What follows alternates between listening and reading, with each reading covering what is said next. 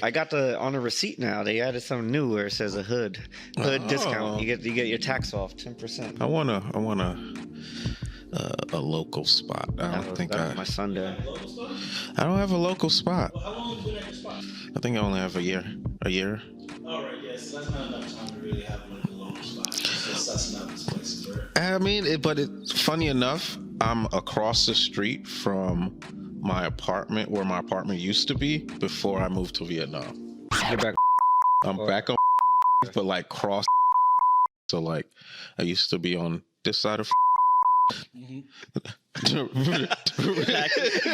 Redacted. Apartment number. Buzzer number.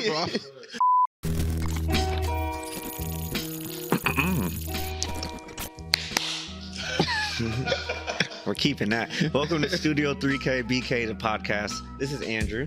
This is Danny. And we're here today to talk about a few different things. And I'll start off. We were talking about bars earlier. And obviously, pre-COVID, we go all the time out to drink. I have a local spot. I'm still trying to find a local spot thing. Like, I want a local restaurant where they like all, like cheers. Like, everyone knows my name, or like walk in. Oh, Andrew. Oh, yeah, shot. Come uptown with me because you get both at Harlem Public and at the Wallace. One's a dive bar, the one's a little fancier. And then if you want really fancy, you go next. Yeah, they're the same owners. So, and they're literally next door, but you got to walk out and go around the gate. Well, they should just put a door and then a doorman. They want to separate it for that reason. Yeah, but it's hilarious. Yeah, I'm like, I can't take my drink over there. They're like, nah. But the reason we're bringing that up, or the reason I thought about it, I feel like me going out a lot, you're meeting people, being social, but once I exchange Instagrams, they're like, oh, I'm looking for a photographer. So it helps me out a lot, especially lately. And just like booking new clients just from having drinks and having fun. Well, I don't have a local spot, but when I did first like start photography, that was a major part of my marketing plan, was to go out and party with people. And then you're like top of mind. So like these people go to work the next day and they're at whatever label or whatever, whatever they do. And they're like, somebody's like, oh, I need a photographer. They're like, oh, I was just having crazy shots with this guy last night that said he was a photographer. Were you doing like the 7 days, 7 nights type of thing? No. We're going out to have fun. Yeah, I was just mixing and mingling. I wasn't actually doing the shooting. So it was just like mixing and mingling with these people, but they knew I was a photographer, or, I'm like, oh yeah, I'm a photographer, look at my work, or whatever it may be. And then the next, week or so, they needed a photographer, and then that's how I got in to a lot of things. So I think that was always part of the marketing plan. And I think now, especially that, it's kind of starting over. There's so many different people in different positions now after COVID or during COVID, or people moved away, or, it's a whole, everything's changed. So it's kind of like you got to start over. And for especially New York, mingling is like the main way of marketing yourself. Really, I was just telling someone actually in my DMs today, because I posted a picture of what's it called? Fashion Week that I did 10 years ago, and hundreds of photographers. Yeah, and that shows how long I've been there. But my boy's like, damn, I've never seen a pit with that many photographers. Like, well, then that was Lincoln Center, so that was a different type of fashion. Yeah, that was Fashion Week energy when all the shows were there. And I just got lucky. I met a dude from being out at a smaller fashion show, and I guess he liked how I was working and invited me to shoot every other show. So I had, crazy. And he like ran the thing. So I had the center seat, either on the floor or with a little ladder. No, I was either on the floor or on someone's Apple box. Luckily, I didn't know what I was doing. I didn't come prepared. Yeah. Everyone got, all the press got these kits and all this, and I'm just there with my A55, which is like a Canon T3i at the time. But I have Sony. Yeah, I had like Sony, and those shots are fire. I had to literally straight down the line. I'm like, they're probably like, how this kid got this seat? That's funny. That's like, we should introduce the title of this episode, which is Storytellers, right? Or that actually reminds me of the first time I did any type of press thing, and I came so unprepared to do any type of red carpet work. Like the guys that were there, they came with like flashlight, ladders, like the little ladders. And I'm like, yo, I didn't have nothing with me like that day. I had to squeeze in between and underneath people's like shoulders or like underneath their head to try to get like shots. It was and they were super cutthroat. Like it was crazy. I was like, yo, Sounds what is about that? right. I was like, can I get a shot? It was like, nah, fam. They were getting that shot crazy. Most people don't really know how cutthroat like being a hit is. Right. If it's a major like event like that, these photographers go crazy. They just like, oh, I need a shot. Even most of the shots they don't even get because everyone's trying to fight. Everybody's Instead of trying to take yeah. your time, go down the line. It'd be nice and smooth, but you want to cut, get in front. Boy. I guess early on, I can't say I wasn't. Like when I started to see like, oh, this is how I gotta be to even get a shot. So, you had to get a little bit, but thankfully, and I know you do this too, like a lot of people kind of know us now. Or when I was still doing it anyway. Thank God. Yeah. That's what I was about to say. It's a humble brag, but it's kind of like, the guys that have been doing it a lot, that you could just be like, hey, insert celebrity name. And then they look over and they're like, oh, okay. And then you get your shot. So, for me, especially now, luckily I'm only working and getting paid usually if I'm doing an event. So if it's someone I don't know or event where like if it's a celebrity event and I don't know that person, I try to get introduced before the event even starts, or like right when they get there. So like, hey, this is our house photographer. So anytime you see him, he's good. Even if you do know the person, go say what up first, and then instead of trying to flash and get their shots first, like they're humans at the end of the day, So some people they see celebrities, their whole brain, they forget they're working a different event. They just go straight and try to capture this person for their IG or whatever. I'm like, man, we don't got time for that. Anyway, pro tip. But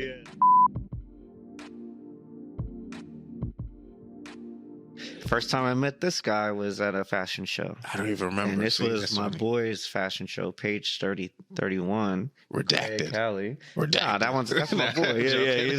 Yeah. That was his. This was at Columbus Circle, and it was you and Jenny. This one you guys were working at.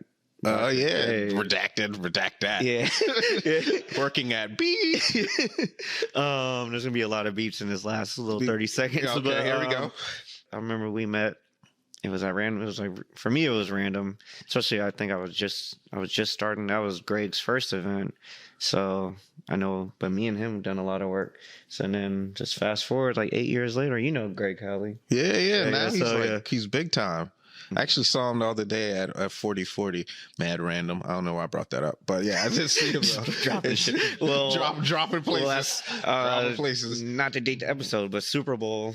That was his birthday party because his birthday's on Valentine's. So, okay. We were there, and then we went to 4040 after. So it's funny, bro. That's crazy. I was gonna say, damn, I didn't see you that night, but it had to be a different 4040 night. Yeah. This is the life we live. We don't even take pictures. I'll be in a drink. Just drink all the time. Drinking has gotten me so many good like gigs though. It's funny, and I always tell people it's about the networking, like, because how else do you what are we using, Yellow Pages? Like, how else do you get gigs like nowadays? You can't talk to people on IG. You're not cold DMing people on IG. Hey, can I work with you? That's how it feels if you're just like reaching out cold turkey to people. You got to have like rather the connection with somebody, or just meeting that person out without the camera. With the camera sometimes works too. Like if you're just there and you did a good shot or whatever. But without the camera, I feel like works more. Yeah, most times, right? That's all I got. This is the best month I had since COVID, actually.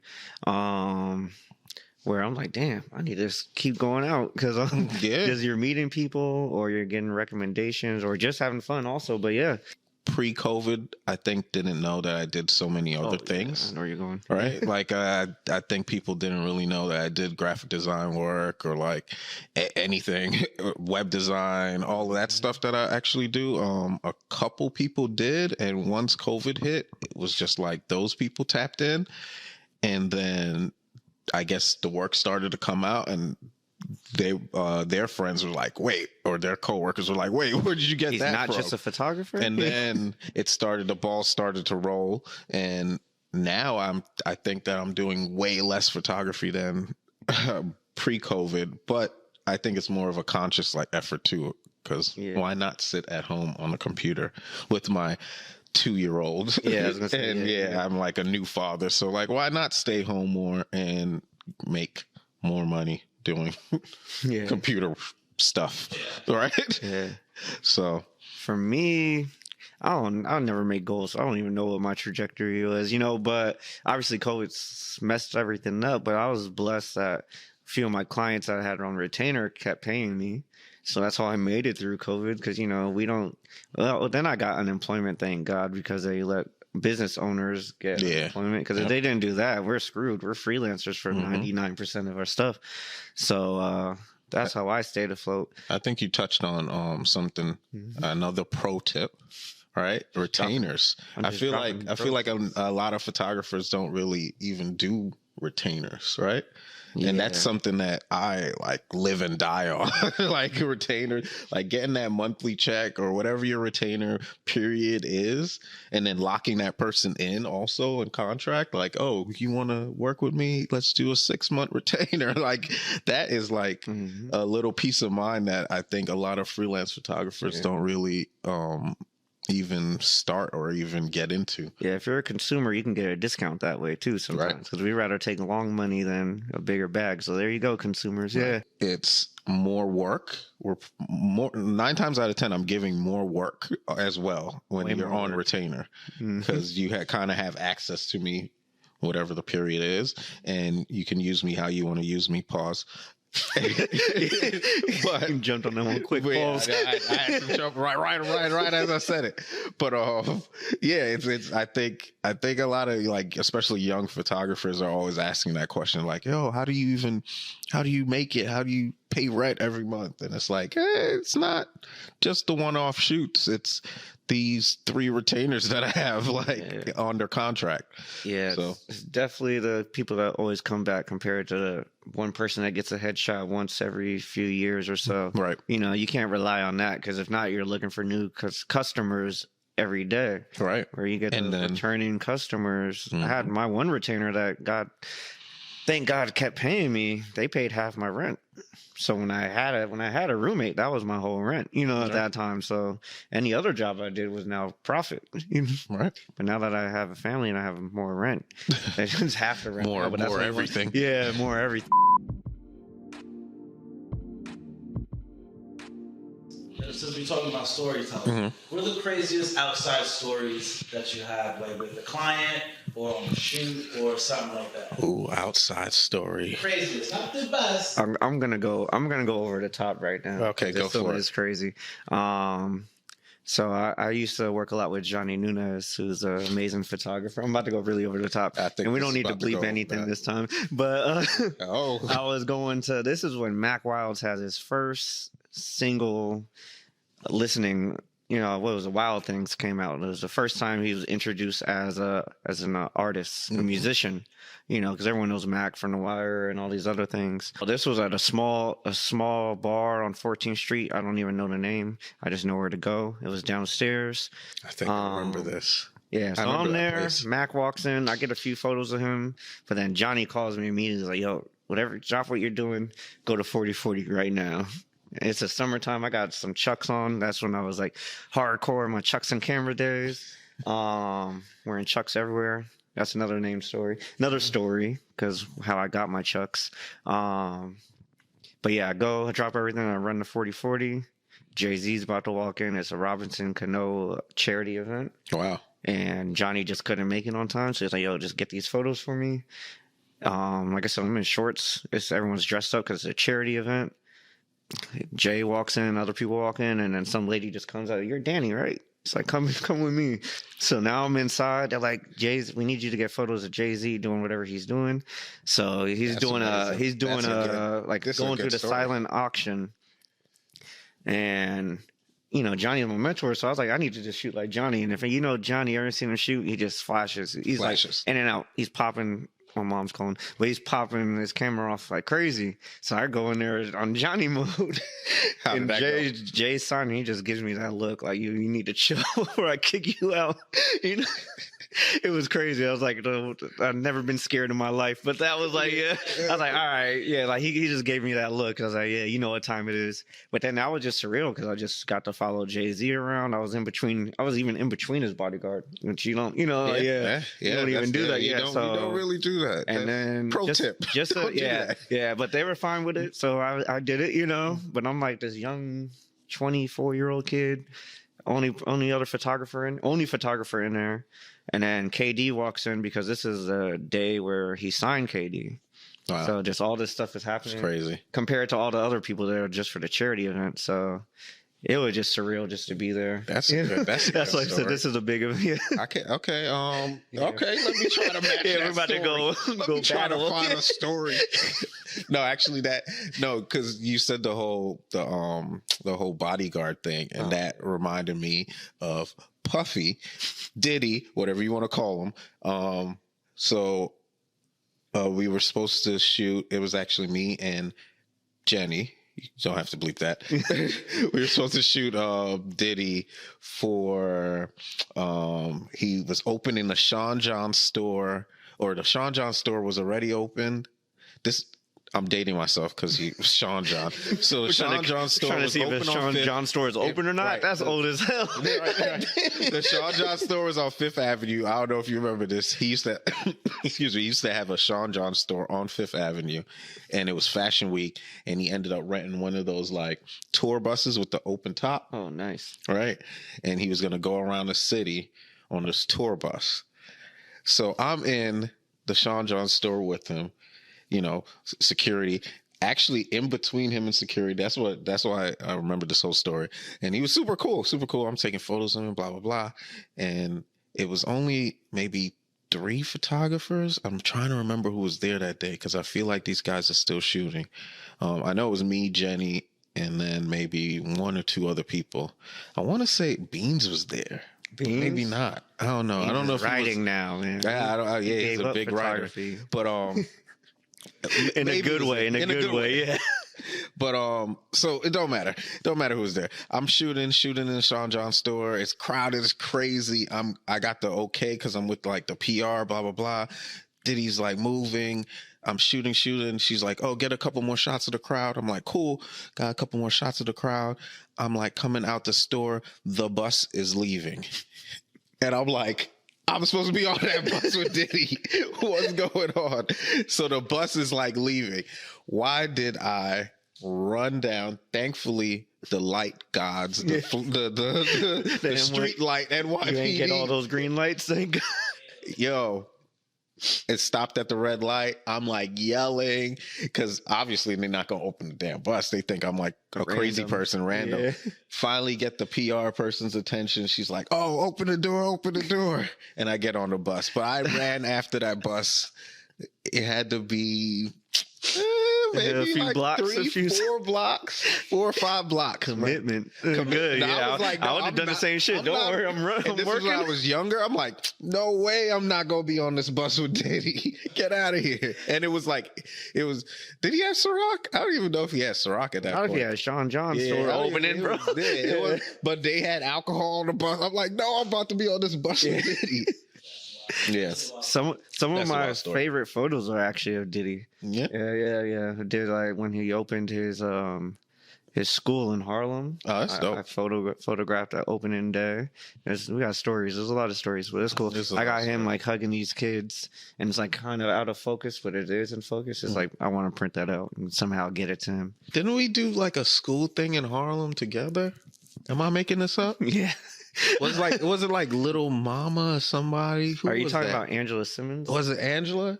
It was at the Harlem. Yeah. Yeah. See, you were there. Yeah, but So, see, you trying to it make was it a like, kids. Well, it was a kids thing. It wasn't a school event, but now I know what you're talking about. That was I when know, Angela. Angela did. I forgot the actual charity, but it was all. It was all. Yeah, for that was little fun girls. though. Yeah, So I need her to bring that back because I need to get my daughter into things like that. Word. So yeah. So Angela, I'm gonna send you this. right, exactly. We're Bring just sending that this back. Yeah. this audio to mad people. Like, yo, remember this? Nah.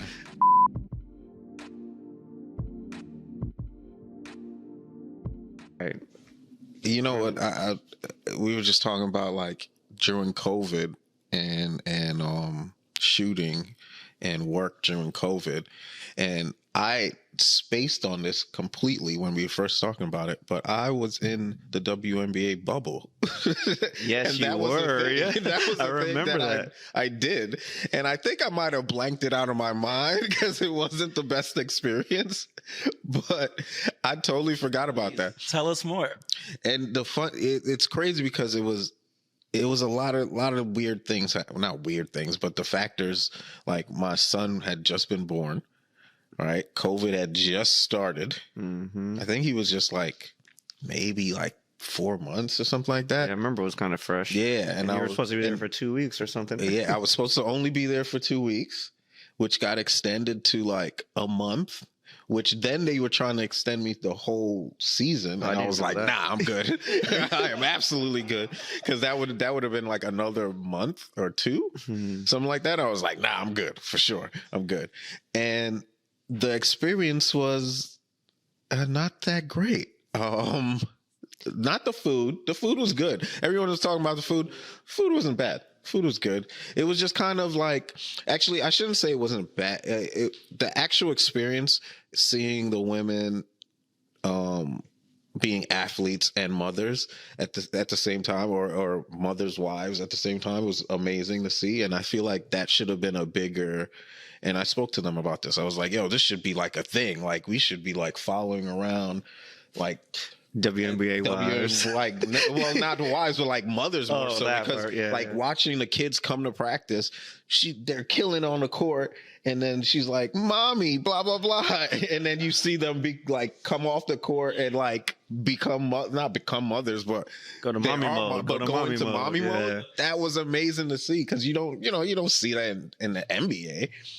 So like it was super dope, and I feel like that should have been more of like the focus, but they were like, oh, that's their private lives, they have to sign. Like, I couldn't get any photos of that. I thought that was like, if I could get photos of that, I should have just snuck some photos and like kept them shits for like later on in life. I should have just did that. But like, they were like, oh, you gotta, it's kids, people's kids, they don't want their kids out and stuff. But yeah, the experience was good. It was just, it was being locked away and COVID tests every single day. Yeah, my man got the most COVID tests I've ever heard of someone getting a COVID test when man was ever. So yeah, and then I was like, I was everywhere when he was outside during COVID. Don't let me. That nigga was outside. Yo, he's like, another COVID test, and his IG's another COVID test. But apparently it was a terrible business model, because the company was making no money whatsoever. People were like ODing and going to mad movie, because they would send you like a debit card or something, and you would like do your own like movie tickets on it. Some weird shit. Anyway. Yeah, probably. But speaking of movies and all that, that can help us transition to our next part of the podcast. Smooth transition. Where we're going to be talking about storytellers. And that's something that's been shot at our studio. Mm-hmm. We actually have the man behind the board, the voice you've been hearing every once in a while. He is a director, producer, does everything for this segment, storytellers. So shout out to you, Perp. Hey, what's up, guys? Yeah, I was like, how do you want to be, what name do you want to use here? Yeah, right. There's a lot of names. Okay. I have more names than job titles. You can put like an invisible. Yeah, invisible lower third. Yeah. Well, how would they find you? Well, you can find me on IG at First Purple or at Board in the Bodega. Those are the main two things that I'm really on. Cool. We're gonna ask you a few questions. Oh, please go ahead. Yes. Bring it So- on. Well, first off, let's talk about storytellers. Kind of tell us where this idea came from, and just the thought process behind it. Storytellers came from one day just listening to Biggie. I got a story to tell, and I was like, "Yo, this is probably one of the greatest rap songs ever," just because the beat is hard. It's a storytelling track. At the end of the day, it's gangster shit. So I was like, I want to hear more people do this. Nice. You know what I mean? So having MCs come on and just kick however long the verse is, but telling a story, I thought it was a good exercise and something good for the culture, more than just like a regular like freestyle cipher kind of thing. That's cool. That not to get off tangent, but Biggie or Jay-Z best storyteller? Which one? Because I just had this debate with my boy Cass, and we stretched that debate very long one evening. So And I'm gonna get a lot of Now I flack. wish we had a camera. yeah, on this guy. now yeah, right. Yeah.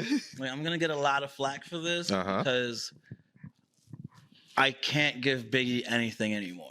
Like, too much time has passed, Okay. so too much has innovated and filled that time where, unfortunately, he wasn't able to continue to build that skill. Right. So when Jay-Z was, inferior to him in storytelling, now Jay-Z, you know what I mean? Like, Yeah, that's you It's a can't different stop Jay. Hov on Yeah, it's a different storytelling, Jay. man. Yeah. this was my That was your thing? thoughts exactly. Yep. Yeah. Yep. That's what I was gonna say. Is like we can never know because Right. we got limited. So yeah. Yeah. Right. But as far as the storytelling, no. I'm giving it to Nas over. Okay, all this of was Fennell. this was actually Yeah. also that was our next question. I was about to be like, oh, so best storyteller in the game, just outright. Yeah, Nas, man. Right? Nas. We rewind. Even Backwards. Yeah, fucking Car 85, bro. Like that recent. Nas is Yeah. the king of telling stories, bro. Yeah. Yeah, Yeah. I'm with that. Okay. All right. Sorry. We Tangent solved over. That. Yeah. Let's bring it back to your show. So, what made you choose our space to film? Because we usually mainly only do photo stuff here. So, Well, can I tell the story of just how this came together first? Because I think that kind of That's a lends good story. itself yeah, let's go. to it, right? Mm-hmm. So I met Andrew on a shoot for another show that I was producing. Redacted. Yeah. The Boop Show. Yeah, I was doing another show that it fell through or whatever. But we stayed in contact for whatever reason. So fast forward a couple. I don't know what it is that we were. Yeah. Who fucking. I have the worst memory. Yeah, so. but I shot him the idea of storytellers, right? And he was really about it. He was like, "Oh shit, I like that. I like that a lot." And I was like, "Yeah, you know what? Let's shoot it at the studio." Da da da. But then COVID happened. All this other stuff happened, and Oh, that was maybe planned like a while ago. Yeah. Yeah. It was like, I feel like it was pre-COVID. Well, definitely when we That was first gonna met be at our other was space, pre-COVID. Yeah. That was going to be at the other space then. Yeah. When we first spoke, we were still at the smaller space. Yeah. So yeah. So then something happened, and we were talking, and out of nowhere, Andrew asked, "Hey, what's going on with that storyteller?" And I was like, "Oh shit, this is the situation." He was like, "Fuck it, just do that at the studio," and then that's how I started Okay. shooting here at 3KBK, man. Did you even know I was his partner at that time? No, Yeah, because that's then what that's I was the about to other. say. Yeah. That's the other part of the story, right? Like when I found out that you were his partner, my mind was in Like a million fucking pieces. Because I was like, wait, personality wise, you guys are completely different. You know what I'm saying? At least from what I understand or from what I see. And we have a history. Yeah, that's what. Danny and I have a history because when I started shooting with Syph and All Hip Hop, you were part of that crew too. You were like the main photographer there. I got lucky. Thanks, Chanel. Shout out to Chanel. Yeah, you know Chanel what I mean? I takes still care call her of the me. godmother. You know what I'm saying? Yeah, 'Cause yeah, she really she takes care of everyone. Yeah. yeah. So then we hadn't been in contact for a while. You kept doing the photography thing. I went into just producing content and figuring out the other side of shit. And then for this to happen, once I found out you guys was partner, I was like, let's do something together. That's crazy. It's serendipitous. Actually, I don't think I knew this story, which is I've known this guy for like years now. Wow, I did not know that. That's crazy. It's been a That's while. crazy. Yeah, Cypher I mean, Sound. now it makes sense because the show was Fennell's person, and that now it all like makes sense. You can redact all of that, but now it's all clicking. Now it's my mind is blown now. But that's also a testament to show how like tiny shit takes time. the creative space in a city as big as New York is. Yeah. You know what I mean? Like, I wouldn't have guessed in a million years. And I don't doubt that there's going to be more of those revelations to come later. You know what I mean? Yeah. It's so large, but then again, so small of a circle at certain times. Especially, I feel like in a certain industry, like if you're specific to like just like hip hop music, like you're going to see the same people at all those same events. No matter like what concert it is or what event it is, like I'll see this guy every Friday with Syph when he would do his freestyle. And then we ran into each other when you were working with Carl. He was shooting Chuck. Yeah. Because I was the main camera guy at All Hip Hop for a little while. So it was just a lot of cross. But I think it's like the cream rises to the top, right? So there was a lot of people that were in that mix that I haven't seen in a minute. You know what I mean?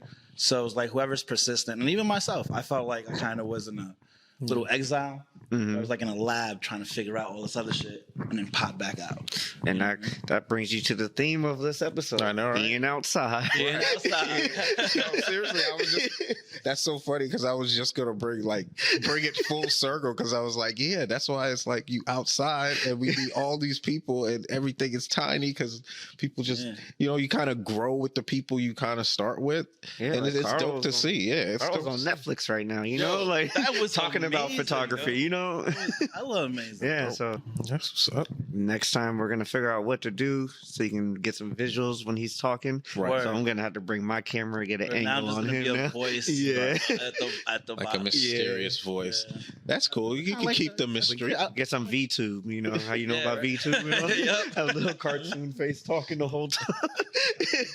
That's actually funny. That would be cool, actually. When we get a budget. All right, so let's wrap it all up. I am Andrew Fennell. You can find me at Andrew Fennell on everything. The studio is at Studio 3KBK on everything. Actually, we only have an Instagram. No, we have everything. We just Facebook. don't use it. Yeah, we don't use it. Don't use it. But you can follow us on those things. We're gonna use your favorite social media. I promise. We'll start using it. And then Danny. Yeah, and then Daniel Vasquez Photos is my Instagram. And yeah, that's pretty much it. Hope you guys leave some comments. At least like this damn video so we can get some views. Hopefully, share all it. the things. Let us know if we missed any gems or you want to hear some other stories. We got stories for days, so name someone else you want a story about. Probably. We probably got it. With them.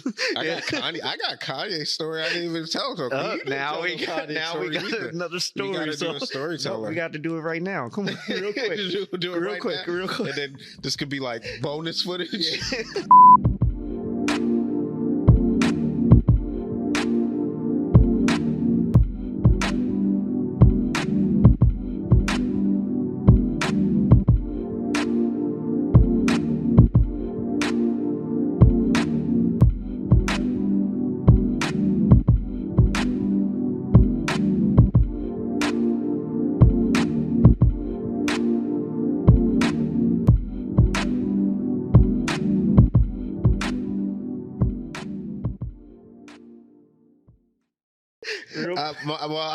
My stuff Kanye, it has nothing really to do with photos at all. Like I just kind of saw him out, and this was like early on. This was in the knitting factory. Oh wow! This guy's really dating himself today.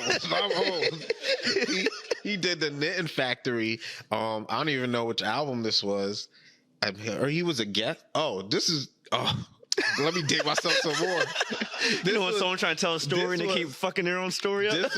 I'm remembering as we go. This was This was Consequence's show, I believe. Okay. So I don't even know if they friends again now, but I know for a long time they weren't friends, but this is when they were friends.